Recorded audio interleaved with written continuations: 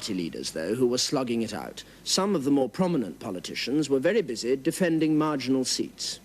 Mr. Robert Carr had to race round his constituency of Carshalton in Surrey, trying to whip up support. His opponent, a Mrs. Hester Smallbone, responded by marching and singing pop songs. If we'd win Sutton Carshalton, we should be in a position to form a government, and actually I'm thrilled at the thought of a Liberal government, and I hope I'll be a member of it. This is tremendous. What would you like to do if you became a member? I have to ask Jeremy Thorpe that question. At the end of week 2, all eyes were suddenly focused on the Liberals, who, far from being squeezed out, as the two main parties had hoped, seemed to be gaining ground daily. This morning at press conferences, Mr. Heath said that the new Liberal voters were all coming from the Labour Party, and Mr. Wilson said that they were all coming from the Conservative Party. I know where they're coming from. They are coming from the people. Then the campaign took an odd turn. It was revealed to the board that the miners were apparently worse off compared with other workers in industry than had originally been thought.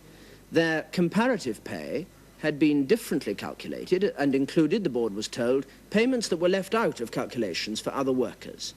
Could it be that Mr. Heath's crisis election was, after all, unnecessary? The news of the blunder over the miners' pay claim has now sunk in. The nation now knows the truth.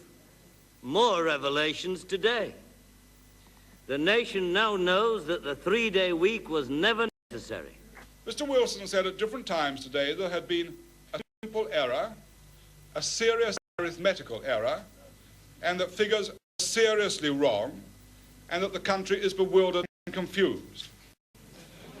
In fact, he knows perfectly well that there has been no error of any kind. The figures used are the same October analysis and on the same basis as he himself used in his government when he was Prime Minister. I think it is absolutely staggering, particularly when it is an issue upon which the government indicated it was necessary to have a general election. Call a general election on the issue and then discover that your figures are wrong afterwards. This is a pure Alice in Wonderland situation. For one man, however, there was no doubt about the truth behind this election. Mr. Enoch Powell described it as a fraud and withdrew. The retirement was brief, and with only a few days to go before polling, Mr. Powell re-emerged into the spotlight to urge his supporters to vote Labour, a remark which prompted one of them to call him a Judas. Judas was paid. Judas was paid. I am making a sacrifice. A brief look at the shortest election campaign since the war. With, let's hear again from someone who found the whole thing dreadfully inconvenient. For Mrs. Early Money, wife of the Tory candidate at Ipswich, the election couldn't have come at a worse time. It's been an awful muddle because with the election being on the 28th,